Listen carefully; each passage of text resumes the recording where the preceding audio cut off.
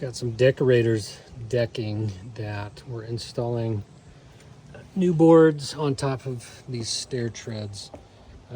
Actually, we added more stringers to give it more support, but I've been hired to just come add the stair treads on it and the risers. So that's what it looks like without.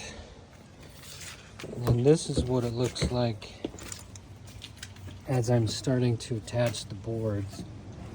I've got a little system going where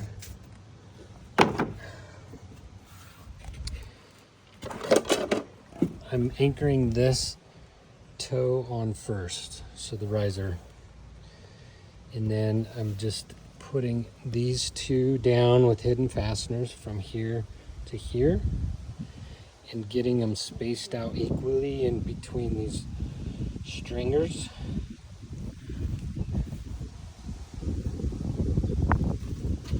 Then I'm going to be screwing them down. And then on the front, I'm just adding a screw onto the front. And they're really solid. We don't have any screws showing here, but just on the front of each stair going up.